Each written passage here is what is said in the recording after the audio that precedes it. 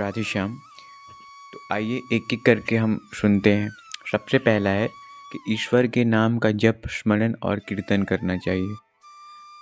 देखिए बंधुओं, कलयुग केवल नाम आधारा, कलयुग में केवल नाम ही है। अन्य जितने भी साधन हैं सब सीमित हैं, सब यहीं पे फल देकर नष्ट हो जाएंगे। पर नाम ही है जो कलयुग में साथ जाएगा, बाकी सब। राधे श्याम। आप सभी का स्वागत है एक बार फिर से हरी सर्वत्र में। बंधुओं, बहुत दिनों से इस चैनल पे वीडियो नहीं आ रहा था और एक लंबा गैप हो गया। और इस बीच बहुत सारे भक्तों ने मुझे व्हाट्सएप पे मैसेज किया, फ़ोन किया, डीएम किया कि भैया आप ठीक तो हो, आप कैसे हो, वीडियो क्यों नहीं आ रहा। तो इसके लिए आप सभी को बहुत बहुत धन्यवाद, क्योंकि आप सब ने मुझे याद रखा, बस इतना बहुत है। और अभी तक मैंने जितना बार भी बोला है कि कल से वीडियो प्रतिदिन आएगा, आज से प्रतिदिन वीडियो आएगा, तो ठाकुर जी का ऐसा लीला हुआ कि उसके बाद फिर वीडियो आना ही बंद हो गया। पर मेरा विश्वास कीजिए, मैं इस बार विश्वास दिलाता हूँ कि अब से इस चैनल पे प्रतिदिन मैं एक्टिव रहूँगा। और जितना भी इंस्टा पेज है, व्हाट्सएप ग्रुप में तो कभी पोस्ट बंद नहीं हुआ। और आप सब हरी सर्वत्र से जुड़े रहिएगा। चैनल तो डेड हो गया है, पर लगातार एक्टिव रहने से लोगों के पास फिर से वीडियो पहुँचेगा। तो आज का जो हमारा विषय है ये बहुत दुर्लभ है, क्योंकि गीता प्रेस वाले पूज्य श्री भाई जी को, हनुमान प्रसाद पोद्दार जी को, जो भगवान ने दर्शन दिया था, पूज्य श्री हनुमान प्रसाद पोद्दार जी गीता प्रेस के आदि संपादक, तो भगवान ने उनको क्या क्या बोला था ये आज हम सुनेंगे। ये बहुत दुर्लभ है, ये हर कोई सुन नहीं सकता जिस पे ठाकुर जी का कृपा ना हो। वो तो आप सब अगर ये वीडियो देख रहे हैं तो आप पे बहुत कृपा है। और एक एक बात आप बहुत ध्यान से सुनिएगा, समझिएगा, क्योंकि मैं सबका जो भगवान ने बोला था उसको साथ ही साथ समझाने का भी प्रयास करूँगा। तो ये बहुत ही दुर्लभ वीडियो है और बहुत आपको इससे लाभ होगा। भजन भक्ति के क्षेत्र में बहुत कुछ सीखने को भी मिलेगा कि भगवान ने क्या क्या बोला था उनको और क्यों बोला था, क्योंकि सबको मैं समझाऊंगा भी। तो आप मुझे इंस्टाग्राम पे फॉलो ज़रूर कर लीजिएगा और आप सब हरी सर्वत्र से जुड़े रहिएगा, क्योंकि अब से प्रतिदिन यहाँ पे मैं एक्टिव रहूँगा। तो चलिए वीडियो को शुरू करते हैं। राधे श्याम। राधे श्याम। तो आइए एक एक करके हम सुनते हैं। सबसे पहला है कि ईश्वर के नाम का जप, स्मरण और कीर्तन करना चाहिए। देखिए बंधुओं, कलयुग केवल नाम आधारा, कलयुग में केवल नाम ही है। अन्य जितने भी साधन हैं सब सीमित हैं, सब यहीं पे फल देकर नष्ट हो जाएंगे। पर नाम ही है जो कलयुग में साथ जाएगा, बाकी सब यहीं पे नष्ट हो जाएगा। तो नाम जप करना चाहिए।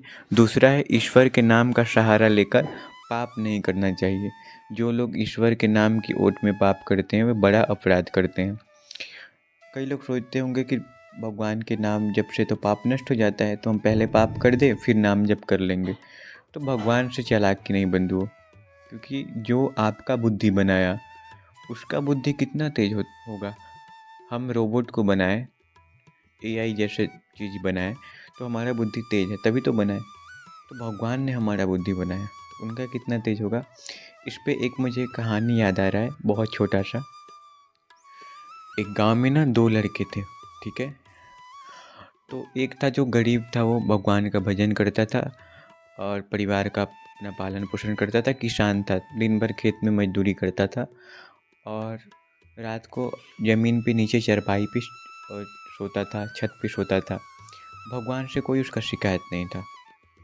और दूसरा था, वो राजा का बेटा था, मंत्री था। तो उसके पास ना प्रतिदिन लोग आते थे कि बेटी का विवाह करना है, कोई बीमार हो गया, कोई मर गया, हमें पैसा चाहिए। तो परेशान रहता था पैसा देते देते। तो जब वो मर गए दोनों, तो भगवान के पास गए, जो वो शरीर छोड़ के भगवान के पास गए। तो भगवान ने पूछा कि या नीचे कोई कष्ट भी था मेरे बनाए सृष्टि में।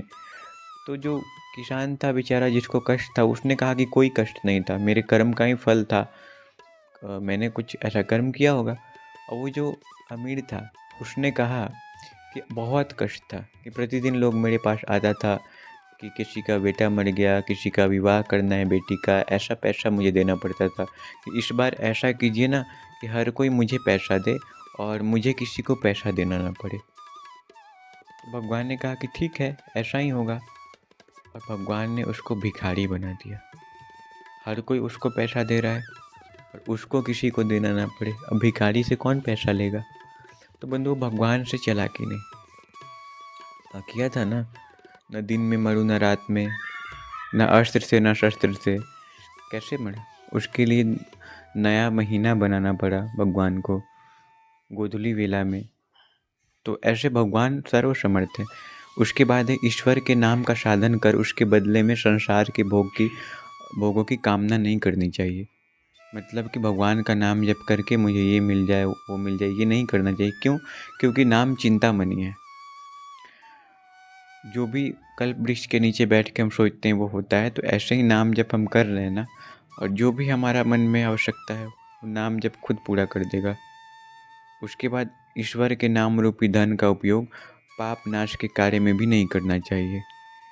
ईश्वर के नाम को परम प्रिय मानकर उसका उपयोग उसी के लिए करना चाहिए।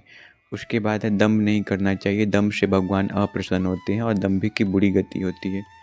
उसके बाद है सच्चे ईश्वर भक्त सदाचार परायण कर्तव्यशील होने के लिए गीता धर्म का आश्रय लेना चाहिए। दूसरे धर्म का निंदा या तिरस्कार नहीं करना चाहिए। ऐसे झगड़ों से सच्चे सुख के साधक को बड़ा नुकसान होता है। तो बंधु ये था 7 बात जो भगवान ने भाई जी को बताया था।